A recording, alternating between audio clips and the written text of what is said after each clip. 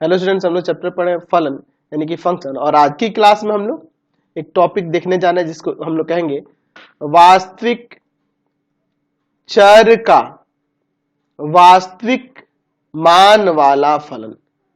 वास्तविक मान वाला फलन यानी कि real valued function, real valued function, real valued function of a real variable. Real variable, चलिए देखिए इसको समझ लेते हैं। क्या होता है वास्तविक चर का वास्तविक मान वाला फलन? देखिए, वास्तविक चर से यहां तात्पर्य है कि फलन के प्रांत यानी कि उसके डोमेन से, यानी कि फलन का जो प्रांत होना चाहिए वह रियल नंबर होना चाहिए। वह कोई रियल नंबर हो सकता है, रियल नंबर के एलिमेंट होने चाहिए। और फलन का जब मान मिलेगा इन चरों को रखने पर, तो वह मान भी वास्तविक मान होना चाहिए। यानी कि इसका यहां मान जो मिलेगा, वैल्यू जो मिलेगा, वो भी कोई वास्तविक संख्या ही होनी चाहिए, है ना। यानी कहने का मतलब कि वास्तविक इसमें जो चर रख रहे हैं, जो डोमेन होंगे, वो सबसेट होने चाहिए इसके प्रांत के, है ना। और इसका जो वैल्यू आएगा, इसके मान जो आएंगे, इसके रेंज जो आएंगे, है ना जी, वो भी क्या होना चाहिए, किसमें मिलना चाहिए, तो वह भी आपके रियल नंबर्स के ही समुच्चय होने चाहिए, है ना जी। तो इसकी परिभाषा हम लोग यहां से इस प्रकार से लिख सकते हैं, है ना जी, कि यदि किसी फलन का प्रांत तथा परिसर दोनों वास्तविक संख्याओं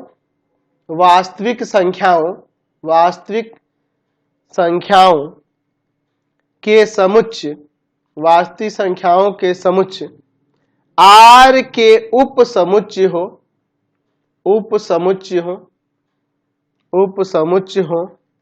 तो ऐसे फलन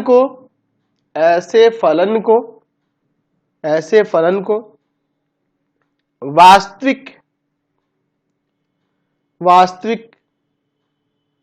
वास्तविक चर का वास्तविक मान वाला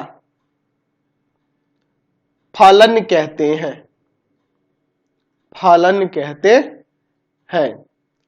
या केवल वास्तविक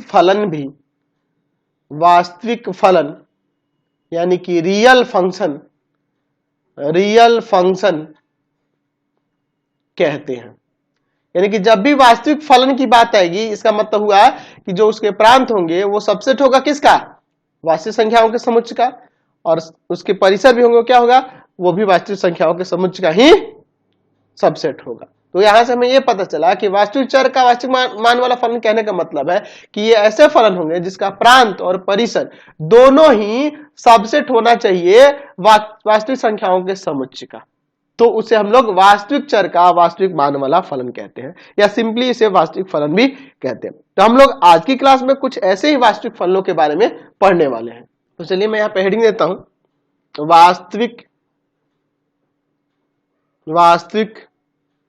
फलन, रियल फंक्शन हम लोग देखते हैं कुछ। हम लोग यहाँ पे कुछ रियल फंक्शन के बारे में देखते हैं। पहला हम लोग रियल फंक्शन देखते हैं, अचर फलन। देखिए, जब रियल फंक्शन की बात होगी तो उसका प्रांत और परिसर दोनों सबसेट होगा किसके, डोमेन, किसका सबसेट होगा जी, रियल नंबर, वास्तविक संख्याओं के समुच्चय का। अचर फलन यानी कि कांस्टेंट फंक्शन। क्या होता है कांस्टेंट फंक्शन, चलिए हम लोग इसको यहां पे समझते हैं, ठीक है।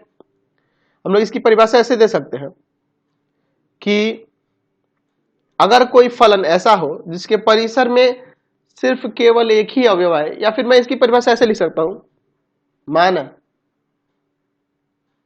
माना या ऐसे माना f R टू R जो निम्न प्रकार से परिभाषित है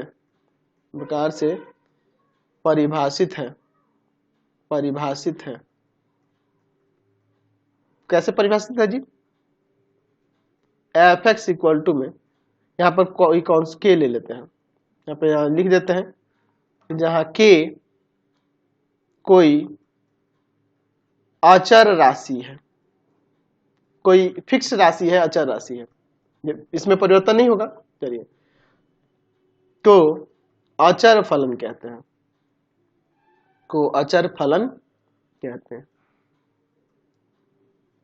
अचर फलन कहते हैं। देखिए एफ एक्स इक्वल टू में के दिया है, तो इसको हम लोग क्या कहेंगे, कांस्टेंट फंक्शन, अचर फलन कह लेंगे। अब देखिए इसमें कहने का मतलब, देखिए इसका प्रांत क्या दिया है, रियल नंबर, वास्तविक संख्या, और सह प्रांत भी क्या है, रियल नंबर ही।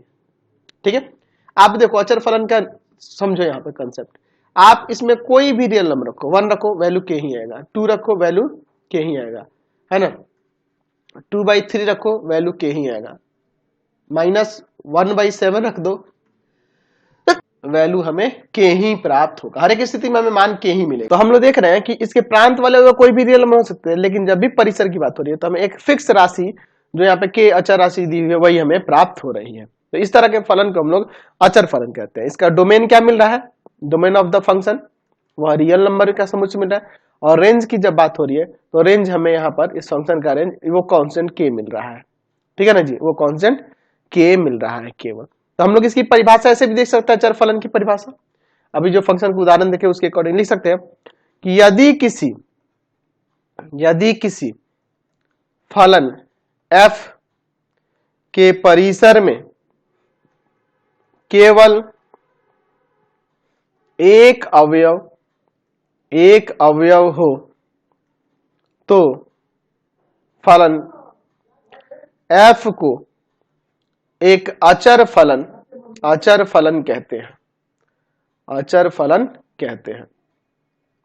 चलिए अब अगर कोई अचर फलन आ जाएगा तो उसका आलेख कैसे बनाया जाएगा उसके बारे में देखते हैं। मैं यहाँ पे एक एग्जांपल ले लेता हूं, मान लीजिए एफ एक्स इक्वल टू में आपके पास 2 दे दे, ठीक है, तो मैं इसे ऐसे कर दूंगा, माना y इक्वल टू में यहाँ पे एफ एक्स का आलेख खींचने के लिए, यानी y इक्वल टू में 2 आ जाएगा। तो यहाँ पे देखिए किस तरह से इसका आलेख खींचेंगे, ये एक्स एक्सिस, ये वाई एक्सिस, यहाँ पे देख लीजिए एक्स डैश वाई और यहाँ पर Y dash, Y equal to 2 कहाँ होगा, 1 2 यहाँ से होगा।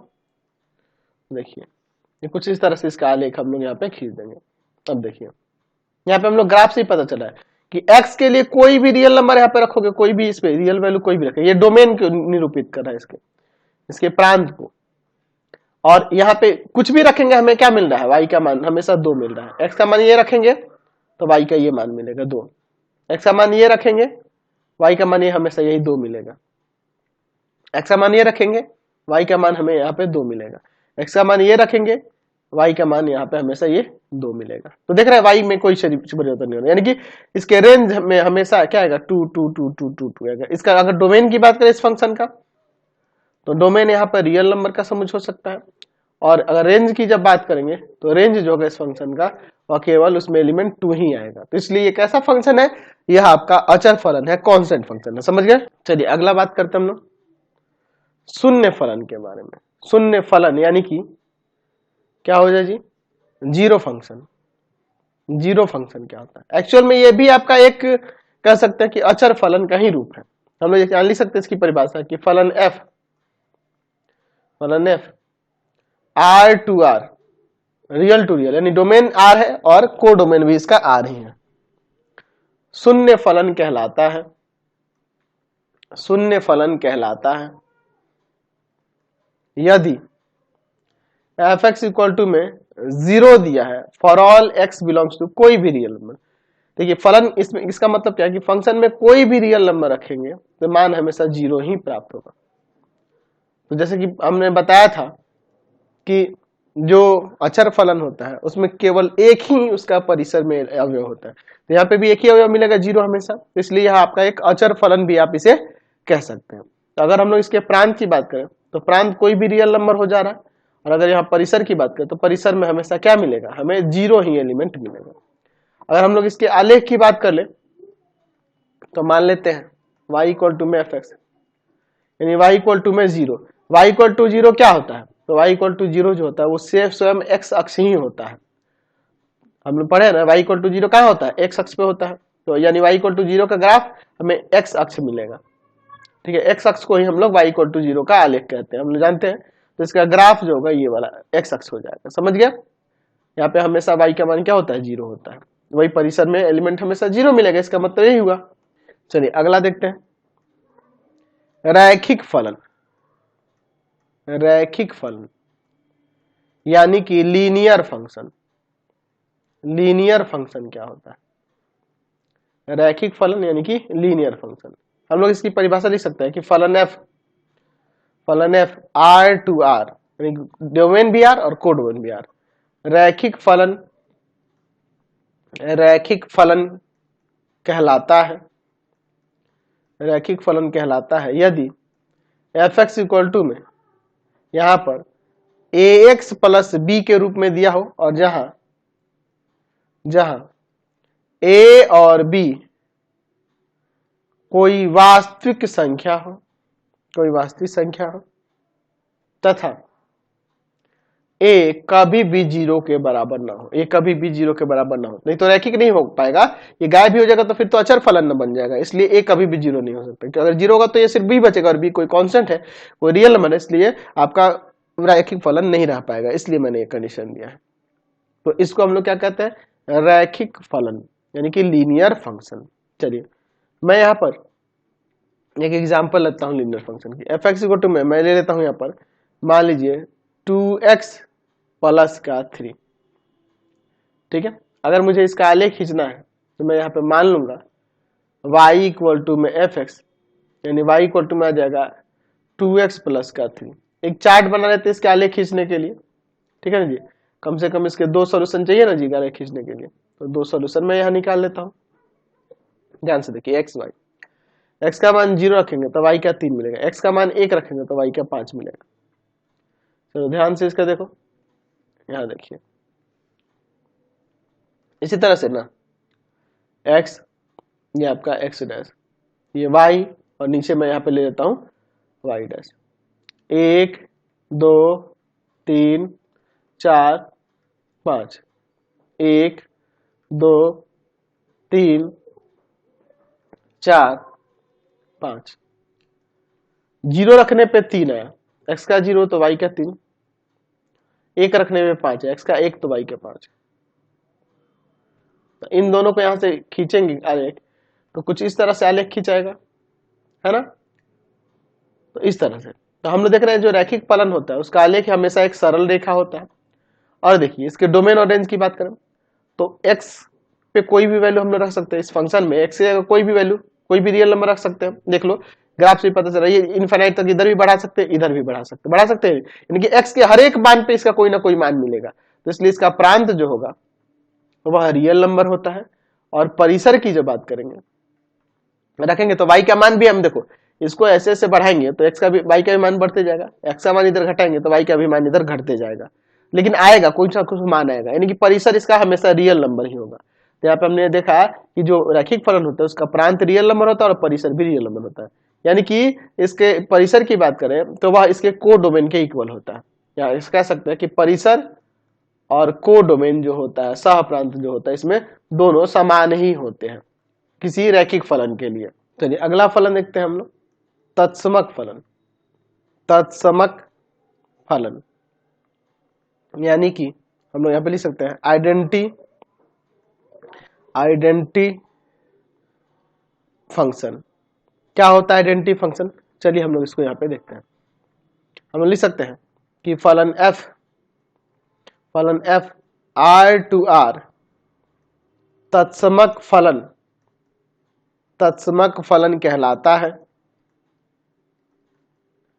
यदि और केवल यदि एफ एक्स इक्वल टू में क्या हो, x दिया हो, for all x belongs to real number. देखिए यहाँ पे x का कोई भी रियल नंबर रखेंगे तो हमें वही रियल नंबर फिर प्राप्त होगा। तो यानी कि इसके अगर हम लोग प्रांत की बात करें तो प्रांत तो रियल नंबर हो जाएगा, यानी जो रखा जाएगा वो रियल नंबर हो जाएगा। और परिसर की बात करें तो रखने पे हमें मान वही रियल नंबर ही मिलेंगे, तो परिसर भी रियल नंबर ही होगा। ठीक है, तो function f r to r, इसका डोमेन और को डोमेन r r है, तो यहाँ पे परिसर भी r ही आ रहा है। ठीक है ना जी। है ना, x की जगह यहाँ पे कोई भी रियल नंबर रखेंगे तो हमें उसका क्या मिलेगा, रियल वैल्यू ही प्राप्त होगा, यानी कि परिसर वाले भी एलिमेंट रियल नंबर ही होंगे। तो अगर इसका आलेख खींचना हो तो मान लेते हैं y इक्वल टू में यहाँ पर एफ एक्स, यानी y इक्वल टू में क्या हो जाएगा x, और y इक्वल टू एक्स का आलेख यहाँ पे खींच देते हैं। अच्छा, यहाँ से ये पता चल रहा है कि यह आपका एक रैखिक फलन भी है। देख लो यहाँ पे कुछ नहीं है तो आप इसे 1 इंटू एक्स प्लस 0 नहीं सकते, तो ए एक्स प्लस बी के भी तो फॉर्म में हो जा रहा है ना। चलिए इसके आलेख खींचते हैं, ये एक्स अक्ष ले लेते हैं और ये वाई अक्ष ले लेते हैं। ठीक है, एक्स यहाँ पे एक्स डैश, वाई और यहाँ पर वाई डैश। अब इसके बाद देखते हैं, यहाँ पे एक हम चार्ट बना लेते हैं, इसके दो सॉल्यूशन निकालेंगे। ठीक है, चलिए अब इसके बाद देखिए। ठीक है, एक्स वाई, एक्स का मान 1 रखेंगे तो वाई का 1, एक्स का 2 रखेंगे तो वाई का 2 आएगा, यही ना होगा जी। 1 2 1 2 काफी है, वो 2 ही को ना दिखाना है। चलिए 1 1 ये हो जाएगा और 2 ये हो जाएगा, तो इन दोनों से होकर जाने वाली हम लोग यहाँ पर रेखा खींच देंगे। ठीक है, कुछ इस तरह से। ठीक है, इस तरह से ही ना जाएगा। तो ये जो आप देख रहे हैं यह किसका आलेख है, तो यह आपका एक तत्समक फलन का, और तत्समक फलन को हम लोग रैखिक फलन भी आप कह सकते हैं। ठीक है, तत्समक फलन इसलिए कहा जा रहा है कि जो मान यहाँ रखा जा रहा है वास्तविक संख्या, वही हमें मान प्राप्त हो रहा है परिसर में।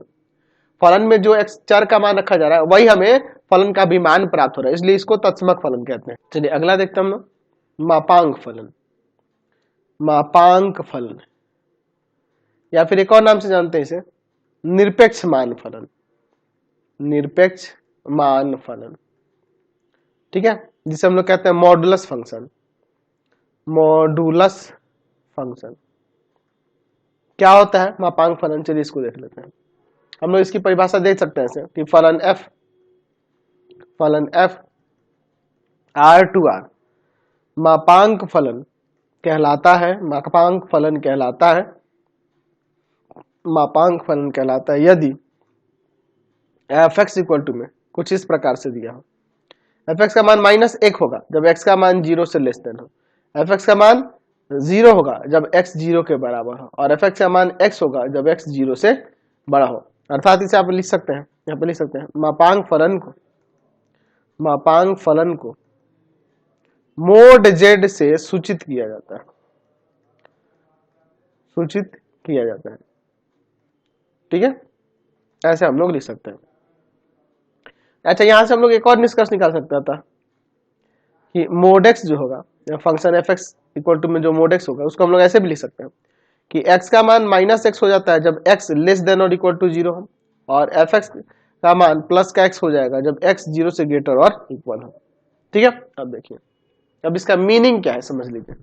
यहाँ पर अगर फलन में मैं कहूँ कि फलन में मान अगर मैं कहूँ -1 का, तो -1 0 से लेस देन है, तो यहाँ पर इस वाले फलन में रखेंगे, यानी कि -(-1) प्लस का 1 मिल जाएगा। और माइनस का 2/3 रखता हूँ तो -2/3 0 से छोटा है ना जी, तो फंक्शन का मान ये वाले में रखेंगे, यानी आ जाएगा -(-2/3) प्लस का 2/3। मान लो फंक्शन का मान 2 पे, तो 0 से ग्रेटर के लिए ये होगा, तो फंक्शन का मान यहाँ पे प्लस का 2 आ जाएगा। तो हम लोग देख रहे हैं कि प्रत्येक स्थिति में हमें पॉजिटिव मान ही मिल रहे हैं, यानी कि इसके प्रांत जो होंगे कोई भी रियल नंबर उसमें हो सकता है, लेकिन जब यहाँ पे परिसर की बात करेंगे तो रियल नंबर तो होगा लेकिन पॉजिटिव वाला ही सिर्फ, है ना, या तथा 0 भी हो सकता है, इसको इंक्लूड कर लेंगे। यानी कि हम लिख सकते हैं कि 0 और 0 से ग्रेटर कहां तक, इन्फिनिटी तक जाएंगे, वो इसके परिसर हो जाएंगे। ठीक है जी, इस मापांक फलन के। चलिए, तो यहां से हमको क्लियर क्या हुआ कि ये फलन ऐसा फलन होता है जिसमें x की जगह कोई भी मान रखोगे, कोई भी रियल नंबर रखोगे, वो क्या करेगा, इसका पॉजिटिव वैल्यू ही हमेशा देगा। समझे ना जी, चाहे प्लस में रखो चाहे माइनस में रखो। प्लस में भी रखेंगे तो यहाँ पे हमें प्लस का ही वही आ जाएगा, माइनस का रखेंगे तब भी वो प्लस का कर देगा। तो ये मॉडुलस फंक्शन का यही कंसेप्ट है। ठीक है ना जी, चलिए अब इसके बाद हम लोग यहाँ पर देखते हैं इसका आलेख। मान लेते हैं y इक्वल टू में एफ एक्स, यानी y इक्वल टू में मोड x। तो हमने देखा कि मोड x माइनस का x हो जा रहा है जब x का मान 0 से लेस देन और 0 के बराबर, और प्लस का x हो जाता है जब x का मान 0 से ग्रेटर है और इक्वल है। तो इसके अकॉर्डिंग आप यहाँ पे इस प्रकार से एक चार्ट बना सकते हैं दोनों के लिए अलग अलग मैं बना देता हूँ, माइनस एक्स वाले के लिए और प्लस एक्स वाले के लिए। है तो एक ही फंक्शन, लेकिन दोनों के लिए अलग अलग मैं यहाँ पे चार्ट बना देता हूँ। ठीक है, चलिए ध्यान से देखिए, तो यहाँ से कंसेप्ट क्लियर हो जाएगा आपका। ठीक है ना जी, ग्राफ इसका देखेंगे ना तो हमें समझ में आ जाएगा। देखिए यहाँ पे मैं ले लेता हूँ एक्स वाई, यहाँ पे भी एक्स वाई, ये किसके लिए, y इक्वल टू में माइनस ऑफ एक्स के लिए। यहाँ ध्यान रखना है कंडीशन की x 0 से लेस देन और इक्वल होना चाहिए, है ना, सिर्फ माइनस एक्स मोड में नहीं। और यहाँ पर y इक्वल टू में हम लोग s के लिए लेते हैं जब x का मान 0 और 0 से ग्रेटर हो। तो जैसे 0 रखोगे यहाँ पे x की जगह तो y का भी मान 0 मिलेगा, माइनस का 1 रखोगे तो माइनस में प्लस का 1 हो जाएगा, माइनस का 2 रखोगे तो माइनस में प्लस का 2 हो जाएगा, 0 रखने पे 0, 1 रखने पे 1 और 2 रखने पे 2 मिलेगा। तो अगर इसका आलेख देखोगे तो आलेख देखिए इसका, देखते हैं। ये एक्स एक्स वाई एक्स हमने ले लिया, ध्यान से देखिएगा, एक्स एक्स डैश वाई और यहां पर ये वाई डैश। ठीक है, चलिए 1 2 1 2 -1 -2 -1 और ये -2। देखिए 0 रखने पे 0 ये हो जाएगा, -1 रखने पे प्लस का 1 और -2 रखने पे प्लस का 2। उसी तरह से एक इस वाले में देखो, 1 रखने पे 1 और 2 रखने पे 2। हम क्या देख रहे हैं यहाँ पर, ये इस तरह से आलेख आ रहा है इसका, -x वाले तरफ के लिए और +x वाले की तरफ के लिए ऐसे। ठीक है, तो ये जो होगा, ये पूर्ण आलेख जो होगा, ये y इक्वल टू में मोड x का ये आलेख हो जाएगा। तो इधर ये y इक्वल टू -x है और इधर y इक्वल टू में प्लस का x है। तो अब देखो डोमेन का एलिमेंट, ये देखो ग्राफ ऐसे जाएगा ऐसे जाएगा, तो इसके जितने भी पॉसिबल वैल्यू होगा उसके डोमेन। तो प्रांत यहाँ से हमें दिख रहा है ना कि x का मान कोई भी रियल नंबर हो सकता है, और परिसर में देखो तो y का जो वैल्यू होगा 0 आएगा, लास्ट 0 आएगा या बाकी 0 से बढ़ा जाएगा, नीचे नहीं जा रहा है ग्राफ, देख रहे हैं ना। यानी परिसर में 0 होगा या 0 से ग्रेटर होगा, इन्फिनिटी तक होगा, 0 होगा या 0 से ग्रेटर होगा, इन्फिनिटी तक होगा, नीचे नहीं जाएगा, माइनस में नहीं जाएगा। ग्राफ से भी आपको यही पता चल रहा है ना। चलिए एक और हम लोग फलन देखते हैं। हम लोग यहाँ पर हम लोग 6 नंबर चिन्ह फलन, चिन्ह फलन। ठीक है, यानी कि सिग्नम फंक्शन। सिग्नम फंक्शन क्या होता है? सिग्नम फंक्शन ये भी आपका एक वास्तविक फलन ही है। इसकी परिभाषा आप ऐसे दे सकते हैं कि फलन f r टू r जो निम्न प्रकार से परिभाषित है चिन्ह फलन कहलाता है, चिन्ह फलन कहलाता है, सिग्नम फंक्शन कहलाता है। क्या होता है, किस प्रकार से परिवर्तित होता है? fx का मान माइनस का 1 होगा जब x 0 से लेस देन होगा, fx का मान 0 होगा जब x 0 के बराबर होगा, और fx का मान 1 होगा जब x 0 से बड़ा होगा। ठीक है, यानी कि इसके प्रांत की अगर बात करें तो इसमें प्रांत में कोई भी रियल नंबर, देखो लेस देन 0, ग्रेटर देन 0 और 0 भी लेना, यानी कोई भी रियल नंबर आ जाना।